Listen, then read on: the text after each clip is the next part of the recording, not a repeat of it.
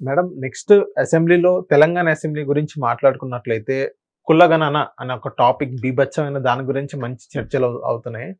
ఇక్కడ కాంగ్రెస్ ఎమ్మెల్సీ తీన్మార్ మల్లన్న గారు కూడా దీనిపైన కాంగ్రెస్ పైన వ్యతిరేకత కొంచెం చూపిస్తున్నారు అన్నట్టుగానే మనం చూస్తున్నాము. లాస్ట్‌కి వాళ్ళు ఒకటే అవుతారా? లేదా మొత్తం ఏదైనా డ్రామా లాగా చూస్తున్నామా? కొంచెం వ్యతిరేకత ఏం చూపించట్లా. ఆయన హ్మ్. బాగానే వ్యతిరేకత చూపిస్తున్నాడు. ఈ వ్యతిరేకత వెనకమాల ఆయన రాజకీయ అజెండా ఉంది. తీన్మార్ మల్లన్న గారి. తీన్మార్ మల్లన్నది. ఆయన రాజకీయ ఎజెండా ఏంటంటే ఆయన సీఎం అవ్వాలనుకుంటున్నాడు. నేను సీఎంని అవుతానని కూడా ప్రకటించాడు. లేకపోతే నేను అంత పెద్ద స్టేట్మెంట్ ఇచ్చుండేదాన్ని కాదు తీన్మార్ మల్లన్న గురించి. అంటే ఇక్కడ బీసీ కులాలని ఐక్యం చేసే ఉద్దేశంలో, బీసీ కులాలకి న్యాయం చెయ్యాలి అనే ఒక ఉద్దేశంలో నేను బీసీ కులాల ఐక్యతకి కానీ, వాళ్ళ అభ్యున్నతికి కానీ, వాళ్ళ రాజకీయ లో వాళ్ళకి దక్కాల్సిన వాటా గురించి నేను పోరాటం చేస్తున్నాను అంటే ఎవ్వరికీ అభ్యంతరం ఉండదు. ఇలాంటి ప్రయోగం ఒకప్పుడు ఒక ఆయన చేశాడు. 90 బీసీ కులాల ఐక్యత అని చెప్పి మీటింగ్ పెట్టి చేశాడు. కానీ ఆయనకు కూడా బహుశా ముఖ్యమంత్రి అవ్వాలనే ఉండుండొచ్చు, అది వేరే విషయం. కానీ ఇప్పుడు మీరు ఒక రాజకీయ పార్టీలో ఉండి ఆ రాజకీయ పార్టీలో ఎమ్మెల్సీ తీసుకొని వాళ్ళ బీఫామ్ మీద ఎమ్మెల్సీ అయ్యి ఆ పార్టీకి వ్యతిరేకంగా మాట్లాడడం కరెక్ట్ కాదు. మీరు ఎక్కడ మాట్లాడాలి ఈ విమర్శ? ఇన్సైడ్ ద కాంగ్రెస్ మీటింగ్లో మీరు మాట్లాడాలి. కాదు మీకు నచ్చలేదు, మీరు బయటకు వచ్చేసేయాలి. బయటకు వచ్చేసేసి నేను ఈరోజు స్వతంత్రంగా నేను మాట్లాడుతున్నాను, నేను నా బీసీ కులాల ఐక్యత కోసం నేను కట్టుబడి ఉన్నాను, బీసీ కులాల అభ్యున్నతికే నేను కట్టుబడి ఉన్నాను, అవసరమైతే దానికోసం నేను ప్రాణత్యాగమైనా చేస్తాను అని చెప్పగలిగేంత చెప్తే కూడా తప్పు కాదు. కానీ కులగణన సరిగా లేదు, సరిగా ఉండకపోవచ్చు, చాలా హడావుడిగా చాలా తొందరగా చేసింది అది కులగణన. దానిపైన చాలామందికి చాలా భిన్నమైన అభిప్రాయాలు ఉన్నాయి. మీరు చేయాల్సింది ఏంటి? అలాంటప్పుడు ఈ కులగణనలో బీసీలకి అన్యాయం జరిగింది, సరిగా కులగణన జరగలేదు కాబట్టి మాకు దక్కాల్సిన వాటా మాకు దక్కదు, కాబట్టి ఈ కులగణనని రద్దు చేసేసి మీరు మళ్ళీ సర్వే చేయండి, అవసరమైతే ఎలక్షన్స్ పోస్ట్ పోన్ చేయండి, మేము కులగణన చేసేసాము, ఎలక్షన్స్ కూడా నిర్వహించబోతున్నాము స్టేట్మెంట్ ఇచ్చారు. అక్కడ కోపం వచ్చింది తీన్మార్ మల్లన్నకి. మీరు చేయాల్సింది ఏంటి? బాధ్యతాయుతంగా మీరు ఈ కులగణన నాకు నచ్చలేదు, సరిగా చేసి శాస్త్రీయంగా జరగలేదు, ఇంకోసారి కులగణన చెయ్యండి, చేసిన తర్వాత ఎలక్షన్స్ పెట్టండి, నష్టమేం లేదని మాట్లాడొచ్చు. అలా మాట్లాడుకోకుండా దీని మీద ఉచ్చబోయండి, దీన్ని కాల్ చేస్తాను, దీన్ని తగలబెట్టేస్తాను, బీసీలు అందరూ కలిసి ఉచ్చపోస్తే అందరూ కొట్టుకుని పోతారు, కరెక్ట్ కాదు. అవును. ఇలా మాట్లాడడం అంటే బీసీలు ఉచ్చపోస్తే పోయించుకోవటానికి వేరే కులాల వాళ్ళకి ఏం పని పాట లేదా? అంటే బీసీలకు వ్యతిరేకంగా సమాజాన్ని తయారు చేద్దాం అనుకుంటున్నావా నువ్వు? అసలు ఇప్పుడు నీ అభిప్రాయమే బీసీలందరి అభిప్రాయం అని నువ్వెలా అనుకుంటావు? అవును. అందుకని ఏంటంటే ఇక్కడ కాసాని జ్ఞానేశ్వర్ ఇందాక మనం అనుకున్నది, ఆయన బీసీ కులాల ఐక్యవేదిక అని పెట్టి చేసి ఆయన చేయలేకపోయాడు. సరే, అది వేరే విషయం.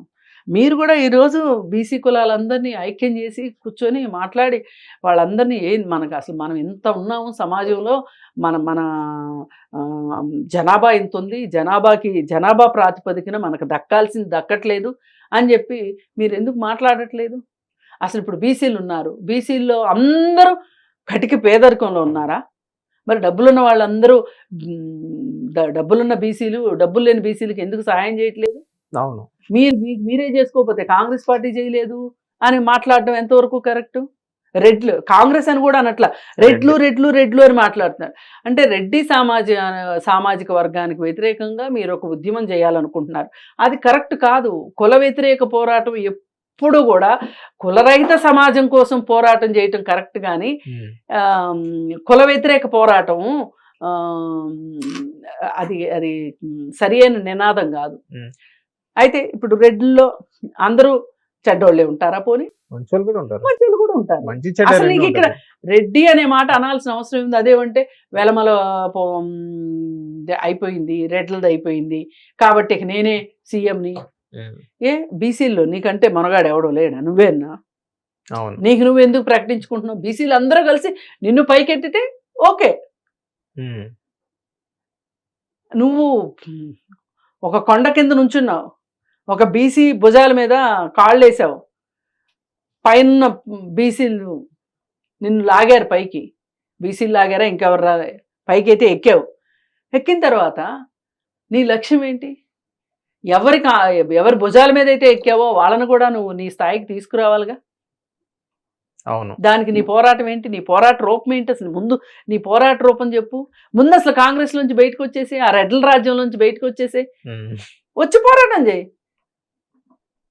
నిజమే, ఇక్కడ జనాభాలో బీసీల జనాభా ఎక్కువ ఉంది. అవును. ఇప్పుడు వీళ్ళు త్రిశంకు స్వర్గంలో ఉన్నట్టుంటారు బీసీలు పాపం. వీళ్ళు పై వాళ్ళతోనూ సంబంధాలు ఉంటాయి, కింద వాళ్ళతోనూ సంబంధాలు ఉంటాయి. వీళ్ళకి కిందకి వెళ్ళాలనుకోరు, ఎవరో అనుకోరు అనుకోండి, వాళ్ళని వెళ్ళమని కూడా మనం అనడం కరెక్ట్ కాదు. పైకి ఎగబాగాలనుకుంటారు. పైన ఉన్నది ఎవరు? అగ్రకులాలు ఉన్నాయి. అవును. బీసీలకు పైన అగ్రకులాలే కదా ఉంది. వాళ్ళని చూసి వాతలు పెట్టుకోవడం. వాళ్ళు సీఎం అయ్యారు కాబట్టి నేను సీఎం కావాలి. ఎవ్వరు సీఎం అయినా సరే నా బీసీలకు న్యాయం జరగాలని మాట్లాడు నువ్వు. రేపు ఒక ఎస్సీ ముఖ్యమంత్రి అవుతారు, అవును, బీసీలకు న్యాయం చేయొద్దా? చేయాలి, అందరికి చేయాలి. అలాగే అగ్రకులాల్లో పేదలు ఉన్నారు, వాళ్ళకి న్యాయం చేయక్కర్లేదా?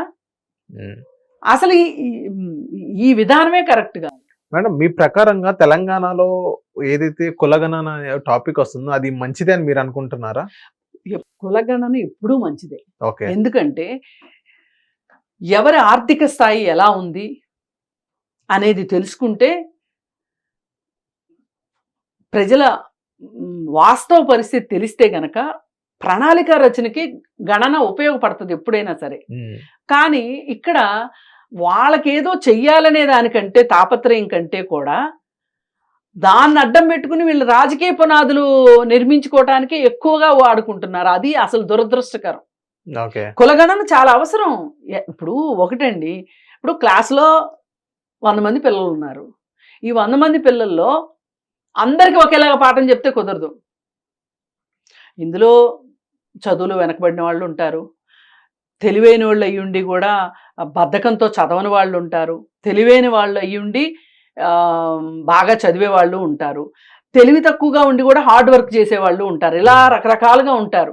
ఈ రకరకాల వాళ్ళతోనూ డీల్ చేసే పద్ధతి చేసేవాడే ఉత్తమమైన ఉపాధ్యాయుడు. అవును. ఇప్పుడు నీ మనసులో అయినా ఒక కేటగిరీ లేకపోతే నువ్వు ఎట్లా వాళ్ళని డీల్ చేస్తావు స్టూడెంట్స్ని? అట్లాగే ప్రజలు కూడా కదా. అందుకని ఏంటంటే తీన్మార్ మల్లన్నకి తన పదవీ వ్యామోహం తప్పితే వేరేగా కనిపించట్లేదని అనిపించింది. ఎందుకంటే ఆయన నేనే సీఎం అని అనకపోయి ఉంటే నేను ఇంత మాట అనగలిగేదాన్ని కాదు. పదవీ వ్యామోహం. ఓకే. హిట్ టీవీ యాప్, ఇందులో short news, live news, entertainment shows, movies, digital magazines తో పాటు మీ జిల్లా వార్తలను కూడా ఫ్రీగా చూడొచ్చు. అంతేకాదు కేజీ నుంచి పీజీ వరకు విద్యార్థులకు స్కాలర్షిప్ కూడా అందిస్తున్నాం. ప్రతి వారం 10 మందికి లక్కీ డ్రా ద్వారా ఒక్కొక్కరికి 10,000 రూపాయలు అందిస్తున్నాం. ఇంకెందుకు ఆలస్యం, వెంటనే హిట్ టీవీ యాప్ ని డౌన్లోడ్ చేసుకుని ఫ్రీగా ఎంటర్టైన్మెంట్ పొందండి. Hit TV app. Hit TV app. Please download hit TV app. Hit TV app ని ఫ్రీగా డౌన్లోడ్ చేసుకుని ఎంజాయ్ చేయండి. మీకు నచ్చిన ఎంటర్టైన్మెంట్ కోసం హిట్ టీవీ యాప్ ని ఫ్రీగా డౌన్లోడ్ చేసుకుని ఎంజాయ్ చేయండి. హిట్ టీవీ యాప్ ని డౌన్లోడ్ చేసుకుని ఆస్వాదించండి, ఆశీర్వదించండి. ఇంతమంది సెలబ్రిటీలు హిట్ టీవీ యాప్ ని డౌన్లోడ్ చేసుకోండి అని చెప్తున్నారంటే ఎంత మంచి యాప్ ఆలోచించండి. అమెరికా అమెరికా అమెరికా అమెరికాలో చదవాలనుకునే వాళ్ళకి విశ్వసనీయమైన పేరు మన శౌర్య కన్సల్టెన్సీ. UK లో 1 year masters. UK లో 1 year masters. 2 years work permit up to 5 years visa. Contact Saurya Consultancy. Contact 89851 89851.